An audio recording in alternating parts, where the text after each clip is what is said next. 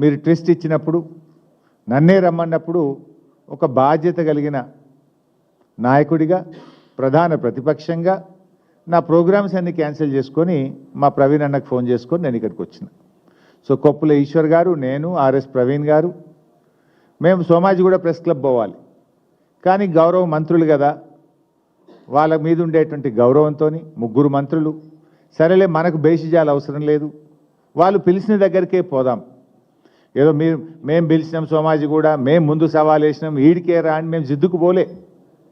వాళ్ళు మంత్రులు, చలో గౌరవం ఇద్దాం, వాళ్ళు బిజీ ఉంటారు ప్రభుత్వంలో, వాళ్ళు పిలిచిన కాడికే వెళ్దామని మేము బయలుదేరినాం.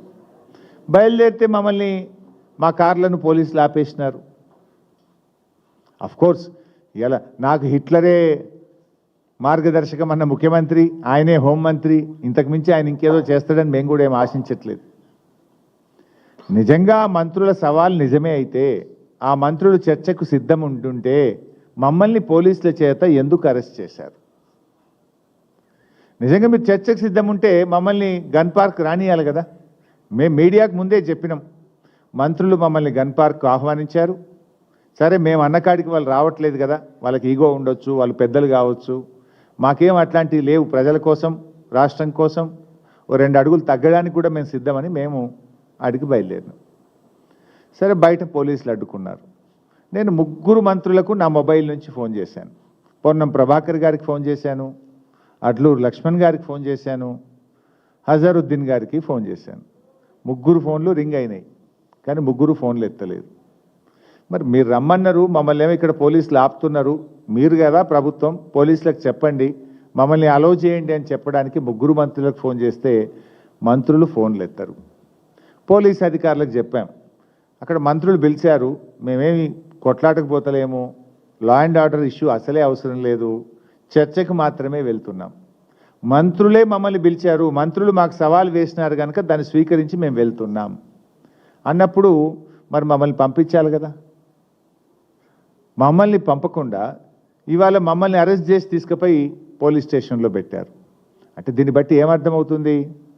చర్చకు మీరు సిద్ధంగా లేరు.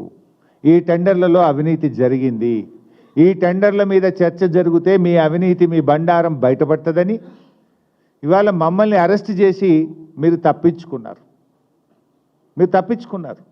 ఇన్ఫ్యాక్ట్ మేము పోలీస్ స్టేషన్ నుంచి కూడా మీడియా ద్వారా పిలుపునిచ్చాం. సరే, మమ్మల్ని అరెస్ట్ చేసి అదేం పోలీస్ స్టేషనే, కంచన్బాగ్ పోలీస్ స్టేషన్లో పెట్టారు, రండి అని అక్కడ కూడా కుర్చీ ఏర్పాటు చేసినాం. కంచన్బాగ్ పోలీస్ స్టేషన్కే చర్చకు రండి, ఇక్కడ కూడా మేము చర్చించడానికి సిద్ధం అని మేము సవాల్ విసిరినాం. లేదు, మీ పోలీసులకు చెప్పండి, కంచన్బాగ్ పోలీస్ స్టేషన్ నుంచి మమ్మల్ని మీ పోలీస్ పహారాలో మమ్మల్ని సెక్రటరియట్కి అయినా, గన్ పార్క్ అయినా, అసెంబ్లీకి అయినా తీసుకెళ్ళండి, మేము మాట్లాడడానికి సిద్ధమని మీడియా ద్వారా ప్రభుత్వానికి, పోలీసులకు విజ్ఞప్తి చేసినాం. అయినా మమ్మల్ని వదిలిపెట్టలేదు. అంటే దీన్ని బట్టి ఏమర్థమవుతుంది? ప్రభుత్వం చర్చకు సిద్ధంగా లేదు, ప్రభుత్వం తోక ముడిచింది, పారిపోయింది అని చెప్పి అర్థమవుతా ఉంది. సాటుకు మాట్లాడు ఎందుకు? ఎదురుగానే మీడియా సమక్షంలో, ప్రజల సమక్షంలో కుండబద్దలు కొట్టినట్టు కుల్లా మాట్లాడుకుందామంటే ఎందుకు పోలీసులను అడ్డం పెట్టుకొని డ్రామాలు ఆడుతున్నారు? అంటే దీన్ని బట్టి ఇలా రాష్ట్ర ప్రజలకు క్లారిటీ వచ్చింది. ఈ ప్రభుత్వం అవినీతికి పాల్పడ్డది కనుకనే, ఈ ప్రభుత్వం చర్చకు సిద్ధంగా లేదు కనుకనే పోలీసులను అడ్డం పెట్టుకొని చర్చ జరగకుండా చేసిందనేటువంటి విషయం ఇవాళ రాష్ట్ర ప్రజలు